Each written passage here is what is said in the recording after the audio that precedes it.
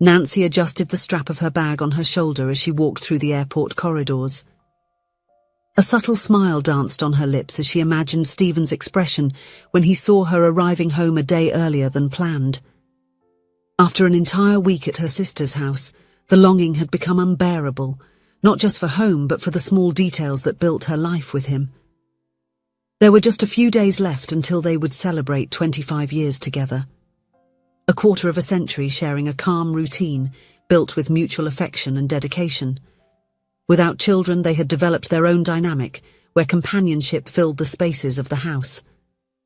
Nancy loved how Stephen made coffee every morning, even though he personally preferred tea. It was one of the many small gestures that made her feel loved. The airport was moderately busy for that Wednesday night.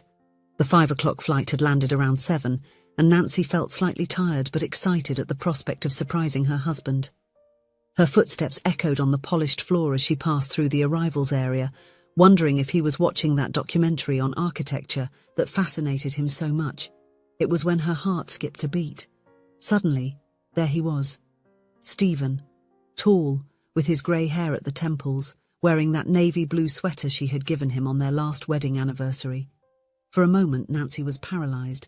How did he know she would return today? Could it be a coincidence? Maybe he had called her sister? Her initial impulse was to call out to him, wave, run towards him. But something stopped her. A detail that didn't fit the scene. Stephen was not alone. Beside him, a woman of about 30 years old was talking to him. She was beautiful, with dark hair and an elegant posture. She dressed with discreet refinement, a well-tailored blazer over a light blouse, dress pants, and leaned slightly towards him as they spoke in a low voice. Nancy slowed her pace, observing the scene from a safe distance. There was an undeniable intimacy between them, a familiarity that made her stomach tighten. And then, the gesture. Stephen reached out his hand to the woman. She accepted it. Their hands remained entwined for seconds that seemed to expand in time like a drop of ink in clear water. It was not a casual greeting. It was a touch laden with meaning, the kind of physical connection that communicates far more than words. Nancy felt the blood drain from her face. The smile she wore disappeared as if it had never existed. Her hands began to sweat, and a cold sensation spread across her chest, all the way up to her throat. 25 years. 25 years, and never at any moment had she felt the need to question Stephen's loyalty. There had never been any reason. And now, in a matter of seconds, the entire foundation of trust that supported their marriage seemed to be crumbling. Nancy stepped back a few paces, partially hiding behind a column. They hadn't seen her.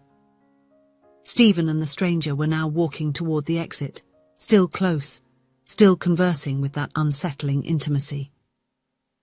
Unable to think clearly, Nancy took out her phone and opened a ride-sharing app. To the nearest hotel, please. She couldn't go back home that night.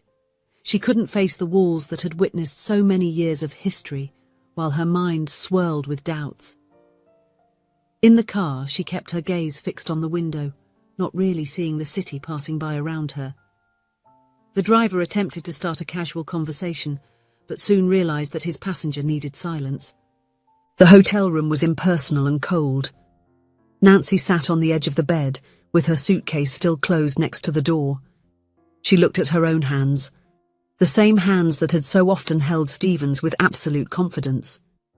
I knew this would happen one day, she murmured to herself, giving voice to the insecurity she had always carried silently. Over the years, the impossibility of having children had carved a painful space between them.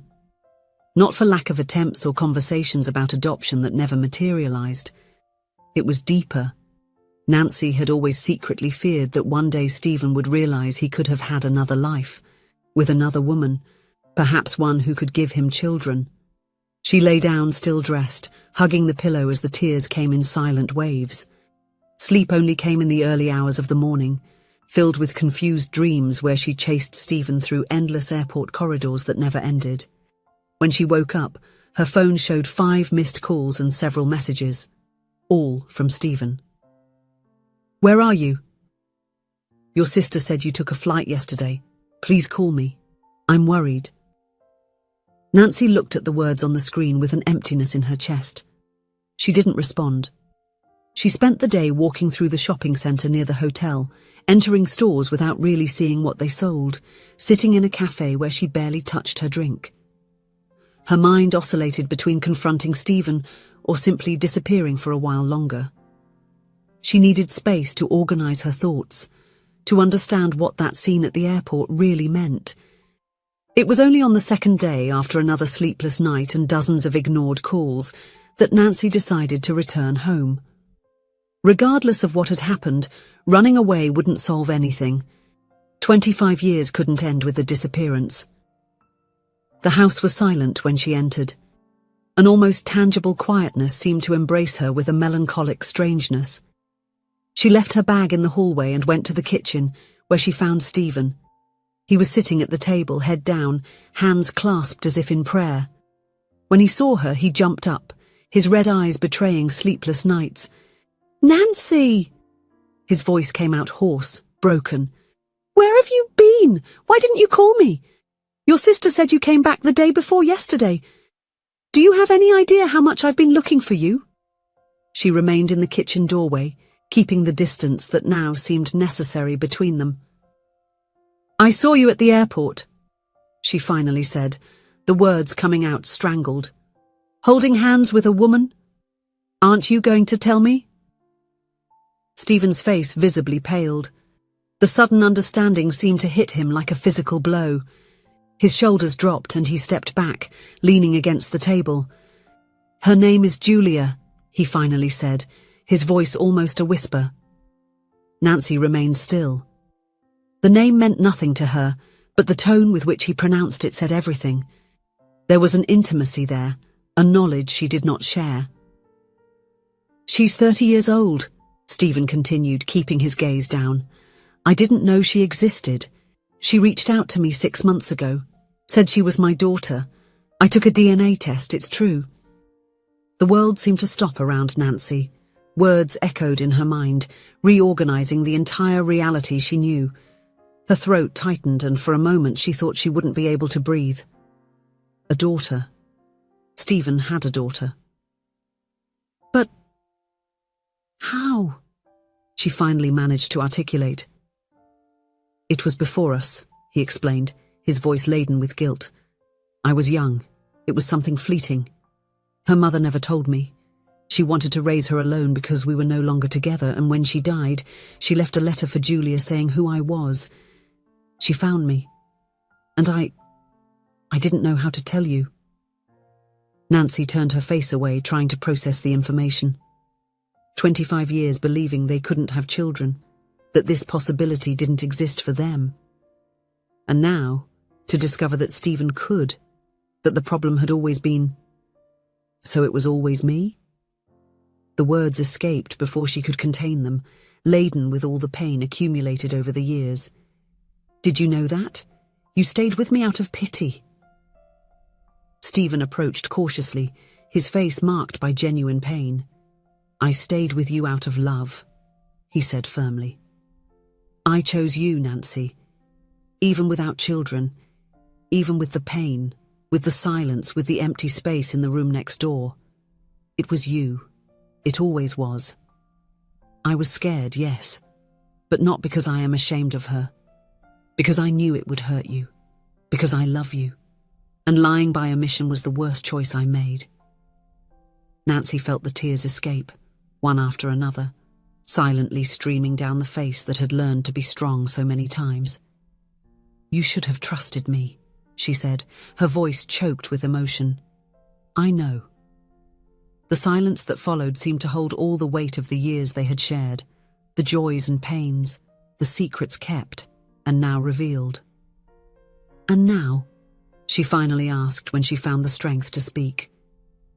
Stephen took a deep breath, and Nancy recognized in him the man who always faced problems head-on, even when they were difficult.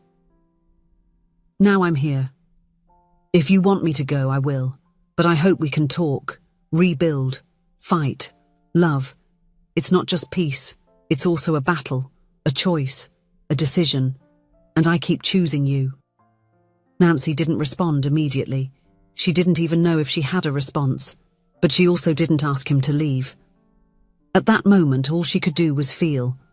The pain of omission, the shock of discovery, the confusion of emotions battling within her. In the days that followed, the house was filled with difficult conversations. Stephen told everything about how Julia had found him, how he was shocked to discover he had a daughter, and how he secretly did the DNA test, fearing to raise hopes or cause unnecessary pain. "I wanted to protect you," he repeated. "I knew how much we suffered from not being able to have children. How could I come home and say that I discovered I have a 30-year-old daughter?" Nancy spent hours alone reflecting on the meaning of it all. It wasn't just about Julia's existence, but about the broken trust. About how sometimes what hurts the most is not the truth itself, but the time it was kept hidden. And above all, she thought about love. The kind that is not perfect, that is made of stumbles, but also of permanence. The kind that chooses to stay even when leaving would be easier. It was on an autumn morning, almost 3 weeks after the discovery at the airport, that Nancy made her decision. She found Stephen in the backyard garden, where he was tending the roses she so admired. "I want to meet her," she said simply. Stephen looked up, surprised. "Are you sure?" Nancy nodded. "She is part of you, and you are part of me. For all these years I thought we would never have children, and now there is this person in the world who carries your blood. I cannot ignore that. I don't want to." The meeting was scheduled for a Sunday, in a quiet cafe in the city centre. Nancy arrived with Stephen, her heart pounding so hard she was sure he could hear it. She recognised Julia immediately, the same eyes as Stephen's, the same gesture of running her hand through her hair when nervous. The conversation began hesitantly, full of pauses and timid smiles. Julia talked about her life, about the mother who had passed away 2 years earlier, about how long it took to gather the courage to seek out her biological father. "I always knew there was someone," she said. "My mother never hid the fact that my father wasn't present because she chose it that way. She never spoke ill of you," she added, looking at Stephen. "She just said you were both very young and she preferred to go on her own." Nancy watched the interaction between father and daughter with a mix of emotions that she couldn't entirely name. There was pain there, yes. The pain of lost possibilities, of years that would not return. But there was also something new being born, an expansion of what she considered family. "My mother taught me that family is who we choose," said Julia at a certain moment, looking directly at Nancy, "and who also chooses us." When they returned home that night, Nancy felt something different in the air, a lightness she didn't expect to find so soon. As they prepared dinner together, as they had done for so many years, Stephen watched her with a look that combined gratitude and admiration. "Why did you decide to meet her?" he finally asked. Nancy thought for a moment, stirring the sauce she was preparing. "Because true love is not perfect," he replied. "It is full of scars and patches. It is imperfect like us. And yet, it is what keeps us together when everything seems impossible." Stephen approached, wrapping her in a cautious embrace, as if fearing she might pull away. Nancy allowed herself to be held, resting her head on his chest, listening to the beats of that heart which, despite everything, she still knew so well. In the months that followed, Julia became a constant presence in their lives, not to fill the void of the children they never had, but as a new colour on the canvas of a picture already rich in detail. They learned to build a relationship of their own, based not on the past they didn't share but on the present they chose to create together. And Nancy discovered that love, when it is true, has an extraordinary capacity to expand, to find new paths even after storms. Not because it's easy, but because it's a conscious choice, especially in the face of the pains, imperfections, and secrets that life inevitably brings. It was a choice she made every morning, waking up beside Stephen. A choice reflected in the coffee he continued to make, even though he preferred tea.